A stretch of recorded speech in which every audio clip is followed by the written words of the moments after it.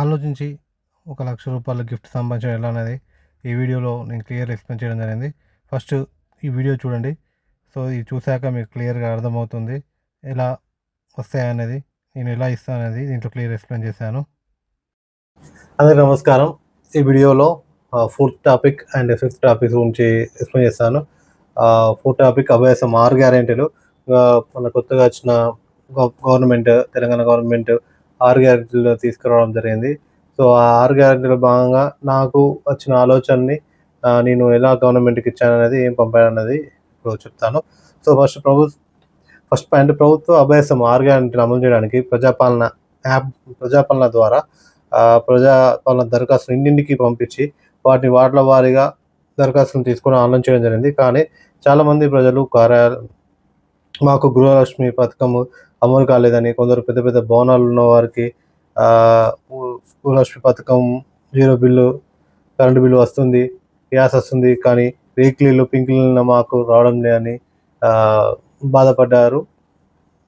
కొందరికి తెలియక కిరాయికి ఉంటున్న వారు, మేము కిరాయికి ఉంటున్నాం కదా, మేము మీ ఇంటి కరెంటు నెంబర్ ఇవ్వాలో లేదో అని ఈ పథకానికి అప్లై చేయని వాళ్ళు కూడా ఉన్నారు. అలాంటి వారు నమోదు చేయడానికి కూడా ఆన్లైన్లో ఆప్షన్ ఇవ్వలేదు.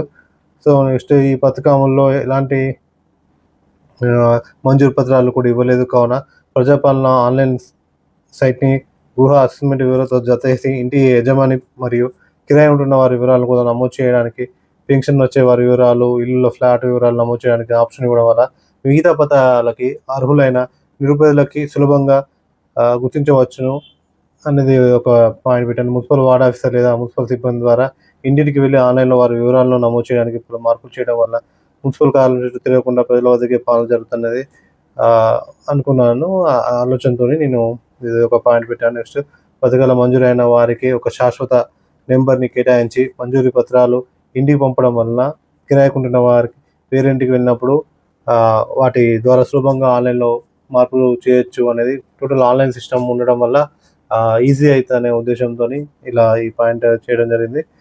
నెక్స్ట్, ఫిఫ్త్ టాపిక్, ఈ మహాలక్ష్మి, గృహలక్ష్మి పథకంలో ప్రజల సమస్యలు నేను చూసినవి, నాకు తెలిసినవి వాటిని కూడా తయారు జరిగింది. ఒకటి, ఇందులో ఫస్ట్, ప్రజాపాలన కార్యక్రమంలో దరఖాస్తులు ఇచ్చిన కూడా కొన్ని దరఖాస్తులు ఆన్లైన్లో నమోదు చేయలేదు. కొందరు పొరపాటున వేరే మండలాల్లో కూడా, వేరే దగ్గర కూడా పడ్డాయి.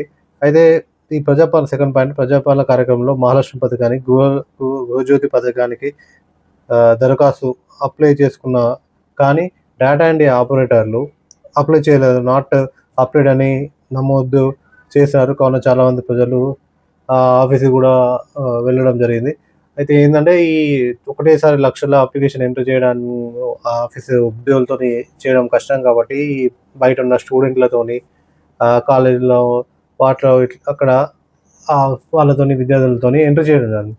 వాళ్ళు ఎంటర్ చేసేటప్పుడు ఆ డీటెయిల్స్ని ఎంట్రీ చేస్తుంటే అప్లై చేసిన నాట్ అప్లైడ్ అని కొట్టడము, అలాంటి వాటి వల్ల కొంతమందికి అట్లా నాట్ అప్లైడ్ అని పడిపోయింది. దానికి మనం కరెక్షన్ చేయడానికి అవకాశం లేకుండా, ఆప్షన్ లేకుండా ఉండేసరికి అట్లా చాలామందికి, పేదలకు కొందరికి రాలేదనే ఉద్దేశంతోనే అట్లా పాయింట్ పెట్టేది. నెక్స్ట్, థర్డ్ పాయింట్, గృహజ్యోతి పథకంలో కరెంట్ మీటర్ యూఎస్ నెంబర్ తప్పుగా నమోదైనా కూడా మ్యాచ్డ్ అని వస్తుంది. కొందరికి మీటర్ నెంబర్ కరెక్ట్గా నమోదైనా కొందరికి 0 కరెంట్ రావడం లేదు అనేది ఒక పాయింట్ పెట్టాను. మహాలక్ష్మి పథకంలో కూడా 500 గ్యాస్ సిలిండర్ పథకంలో చాలామందికి ఐడి నాట్ మ్యాచ్డ్ అని వచ్చి, గ్యాస్ నెంబర్ కరెక్ట్గానే ఉన్న వారికి అకౌంట్లో డబ్బులు పడతలే అని చెప్పేసి అలాంటిది కూడా చాలామంది దగ్గర నుంచి ఉంది. నెక్స్ట్, ప్రజాపాలన దరఖాస్తుని ఆన్లైన్లో నమోదు చేసే సమయంలో డాటా ఎంట్రీ ఆపరేటర్లు చాలా వరకు కుటుంబ వివరాలు కూడా ఆన్లైన్లో నమోదు చేయలేదు సరిగా. కొందరి మగవారి పేరు అప్లై చేయకూడదు కావచ్చని, రేషన్ కార్డులో వారి పేరు లేకున్నా వాళ్ళ భార్యలు అప్లై చేయడం వల్ల వాళ్ళకి రేషన్ కార్డు లేదు. అందులో రేషన్ కార్డు ఉంటేనే మనకు కరెంటు బిల్లు, గ్యాస్, కాబట్టి అది కూడా ఒక ఇష్యూ ఉంది. నెక్స్ట్, కొంత తెలియక కుటుంబ సభ్యులు ఇద్దరు అప్లై చేయడం జరిగింది.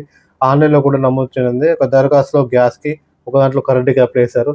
ఎవరైతే ఒక రేషన్ కార్డులో ఒకటి అప్లై చేసినప్పుడు అది మ్యాచ్ అయ్యి ఒకటి తీసుకొని ఇంకో దాంట్లో అప్లై చేసిన దానికి అది రాకుండా కూడా ఉన్నాయి. సో, ఇలా ఒక పాయింట్ కూడా పెట్టాను. సో, ఇలా ఇంకా ఈ మహాలక్ష్మి, గృహజ్యోతి పథకం నడుస్తుంది కాబట్టి అంటే ప్రజెంట్ ఒక ఇంటి దగ్గర నుంచి ఇంకో ఇంటికి చేంజ్ చేయడానికి గవర్నమెంట్ కరెంట్ మీటర్ బిల్ అనేది ఒక రెంట్‌కున్న అతను మళ్ళీ ఇంకో ఇంటికి వెళ్ళినప్పుడు పాతదాన్ని తీసేసి కొత్తదాన్ని ఎంటర్ చేసుకునే ఆప్షన్ ఇచ్చారు. అదొకటి అది అది మనము యూజ్ చేసుకోవచ్చు. కానీ ఎవరైతే తప్పులు పడ్డాయో, ఎవరికైతే ఆహ్, వాళ్ళ నాట్ అప్లైడ్ అని వచ్చిందో, నాట్ మ్యాచ్డ్ అని వచ్చాయో వాళ్ళకు రావడం లేదు. కాబట్టి దీని గురించి కూడా నేను నెక్స్ట్ మళ్ళీ క్లియర్‌గా చేసిన డీటెయిల్స్ వీడియోను నేను తర్వాత చేశాను. సో, ఇది మహాలక్ష్మి పథకం అండ్ గృహజ్యోతి పథకం గురించి. సో, ఈ వీడియో నచ్చితే లైక్ చేయండి. ఆహ్, మీ గ్రూపుల్లో షేర్ చేయండి. సిస్టమ్ చేంజ్ కావాలి అనే ఆలోచన నాకు సపోర్ట్ చేయండి. థాంక్